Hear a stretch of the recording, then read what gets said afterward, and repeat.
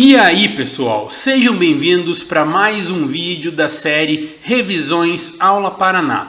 E nesse vídeo aqui estaremos revisando a aula número 21. Então, solta a vinheta.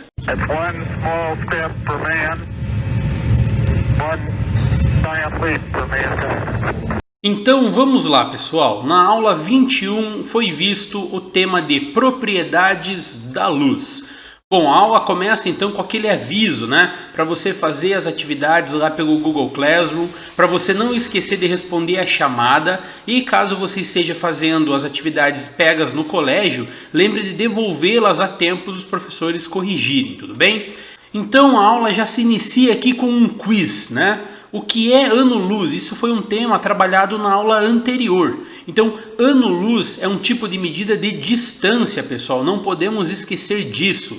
Não podemos confundir a palavra ano com tempo. Apesar de ano significar tempo, no contexto ano-luz ela vai significar distância. Porque como eu falei no vídeo anterior, é um ano viajando com a velocidade da luz. Então, resposta correta, letra B. É a distância percorrida pela luz no vácuo ao longo de um ano. Aqui na sequência é retomado também a ideia de dualidade onda-partícula. Então a luz ela é vista tanto como onda, tanto como partícula.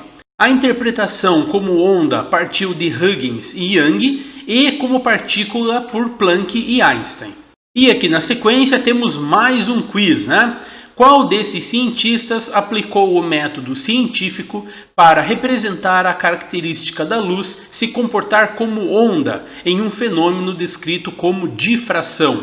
Resposta correta é a letra C, Thomas Young, né? A difração da luz é aquele fenômeno onde ela, quando incide sobre uma fenda, gera um padrão que nós chamamos de franjas. Então a luz, ao passar por uma fenda muito pequena, que tenha um tamanho da mesma ordem de grandeza do comprimento da luz incidente sobre a fenda, vai sofrer então um efeito chamado de difração. E esse efeito pode ser representado aqui nessa figura, por exemplo, né? Uma difração em fenda dupla. E aqui nós começamos então com assuntos novos dessa aula. Princípios da óptica geométrica. Então toda óptica geométrica ela é fundamentada com base em três princípios. Princípio da propagação retilínea, princípio da independência e princípio da reversibilidade. Então o princípio da propagação retilínea da luz diz que em um meio homogêneo, transparente e isotrópico, a luz se propaga em linha reta. Bom, isso significa então que na maioria das vezes a luz vai se propagar sempre em linha reta, como por exemplo aqui nesse feixe de laser demonstrado na figura. Esse princípio foi estabelecido por Ibn al-Hazm, mais ou menos em 1000 depois de Cristo. Então é algo que nós já conhecemos há muito tempo. O segundo princípio, chamado de princípio da independência de raios luminosos, diz que raios de luz são independentes entre si. Isso significa que dois raios de luz ou dois feixes de luz, eles não interagem entre si na sua trajetória. Então aquilo que você está acostumado a ver no filme de Star Wars, de guerreiros Jedi disputando batalhas com sabres feitos de luz, aquilo não é possível de acontecer. Porque o princípio da independência diz que esses raios de luz são independentes entre si. E o terceiro princípio da óptica geométrica é chamado de reversibilidade dos raios luminosos. Isso significa que a trajetória da luz não muda se o seu sentido de propagação for mudado. Veja aqui na figura. Imagina que você tem a fonte de luz batendo nesse espelho vertical, refletindo para esse espelho horizontal e refletindo para cima. Se você inverter o sentido de propagação da luz, jogar essa fonte de luz no espelho horizontal primeiro, o caminho da luz tem que ser o mesmo do que no caso em que você jogou a luz primeiramente no espelho vertical. Ou seja, invertendo o sentido de deslocamento do feixe luminoso, eu não altero assim a sua trajetória. É por causa desse princípio que, ao ver uma pessoa num espelho, essa pessoa também tem a capacidade de ver você através do mesmo espelho. Quiz número 3. Ao entrar dentro do transporte coletivo à noite, uma pessoa estando em pé olha pela janela e, sem querer, acaba encontrando um amigo através do reflexo. Eles se cumprimentam e vão um de encontro ao outro. Baseando-se na história descrita acima, podemos definir que o princípio da ótica que explica é propagação retilínea, independência dos raios luminosos ou reversibilidade. Bom, aqui fica claro o princípio da reversibilidade dos raios luminosos, pois eu acabei de comentar que quando você enxerga alguém por meio de um espelho, nós estamos aplicando diretamente essa propriedade da óptica geométrica. Exercício número 1.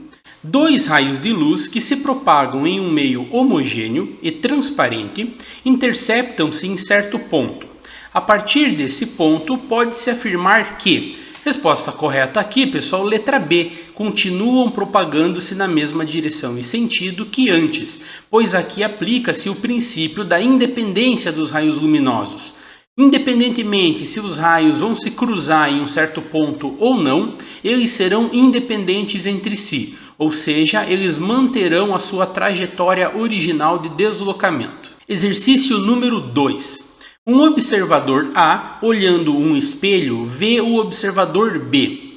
Se B visar o mesmo espelho, ele verá o observador A. Esse fato é principalmente explicado pelo letra C, princípio da reversibilidade de raios luminosos. Como eu falei antes, o princípio que determina a trajetória de um feixe de luz ser reversível ou não é o princípio da reversibilidade. E como eu acabei de comentar, ao ver alguém por um espelho, nós temos a certeza que este alguém também é capaz de nos ver. Exercício número 3. Associe corretamente os princípios da óptica geométrica com os fenômenos físicos listados abaixo. Princípio da propagação retilínea, princípio da independência e princípio da reversibilidade. A sombra de um poste sobre o chão. Bom, a sombra ela é causada justamente pela propagação retilínea da luz. A luz não consegue fazer a curva atrás de um anteparo para que não exista uma sombra. Então, a existência da sombra em si é algo que existe justamente por causa da propagação retilínea da luz. Formação de imagens no espelho. Bom, aqui está a ideia de que você consegue enxergar a imagem de um objeto em um espelho. E isso está relacionado com o fato de reversibilidade dos raios luminosos. E a última, os fótons, ao se aproximarem ou ao se cruzarem, não são influenciados por outros fótons. E aqui está a ideia então de independência dos raios luminosos. Sempre que você encontrar uma relação a espelho, vai significar reversibilidade. E sempre que você encontrar uma menção a se cruzarem, isso vai estar indicado então que estamos falando do fenômeno de independência dos raios luminosos. Pessoal, esses foram os assuntos vistos nesta aula. Muito obrigado pela sua atenção e até uma próxima. Valeu!